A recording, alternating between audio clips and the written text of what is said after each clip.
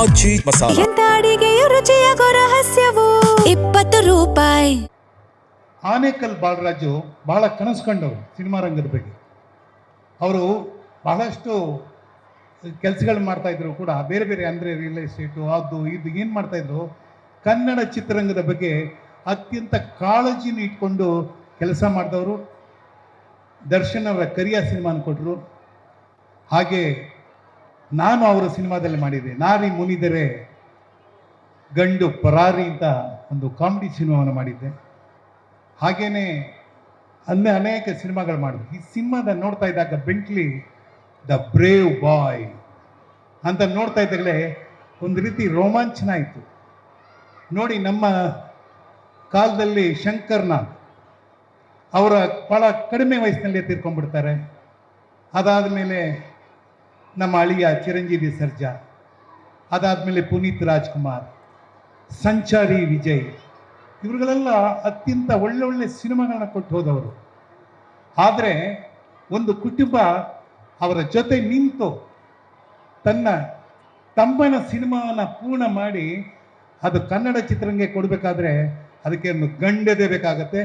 ಅದನ್ನು ಭಾಳ ಚೆನ್ನಾಗಿ ಮಾಡಿಕೊಟ್ಟಿದ್ದೀರಾ. ನಮ್ಮೆಲ್ಲರ ಚಿತ್ರರಂಗದ ಪರವಾಗಿ ಅತ್ಯಂತ ಧನ್ಯವಾದಗಳು ಹೇಳ್ತೀನಿ. ಎಲ್ಲರೂ ಹೇಳ್ತಾರೆ ತಂದೆಗೆ ತಕ್ಕ ಮಗ ಅಂತ. ನಾನು ಹೇಳ್ತೀನಿ ತಂದೆಗೆ ತಕ್ಕ ಮಗಳಮ್ಮ ನೀನು. ನಿಜವಾಗ್ಲೂ ಭಾಳ ಖುಷಿಯಾಗತ್ತೆ.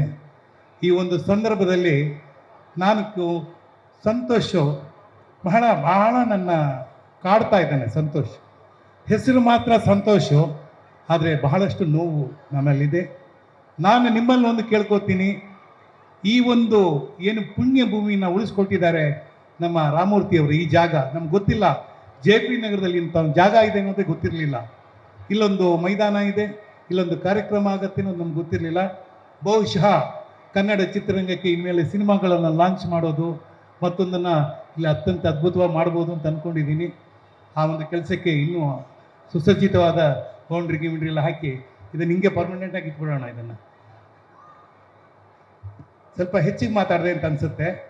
ಆದರೆ ಮನಸ್ಸಲ್ಲಿ ಈ ಬೆಂಟ್ಲಿದು ಒಂದೊಂದು ಫ್ರೇಮ್ ನೋಡ್ತಾ ಇದ್ದಾಗ ಕನ್ನಡದವ್ರು ಯಾರಿಗೂ ಕಡಿಮೆ ಇಲ್ಲ ರೀ.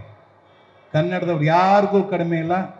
ನಾವು ಯಾವತ್ತಿದ್ರೂ ಒಂದು ಹೆಜ್ಜೆ ಮೇಲೆ ಎಲ್ಲ ಭಾಷೆಗಳಿಗಿಂತ ಅಂತ ಹೇಳೋಕ್ಕೆ ನಾನು ಹೆಮ್ಮೆ ಪಡ್ತೀನಿ.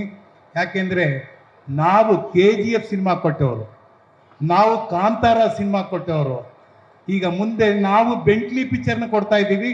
ಈ ಕನ್ನಡ ಚಿತ್ರರಂಗದ ರಸಿಕರು ಈ ಸಿನಿಮಾವನ್ನು ನೋಡೋದ್ರ ಮೂಲಕ, ಅದು ಚಿತ್ರಮಂದಿರದಲ್ಲಿ ನೋಡೋದ್ರ ಮೂಲಕ ಈ ಸಿನಿಮಾದ ಯಶಸ್ಸನ್ನು ಮಾಡಿಕೊಟ್ರೆ ಅದೇ ಅವರು ಈ ಕುಟುಂಬಕ್ಕೆ ಕೊಡುವಂಥ ಗೌರವ ಅಂತ ನಾನು ಅಂದ್ಕೊಂಡಿದ್ದೀನಿ.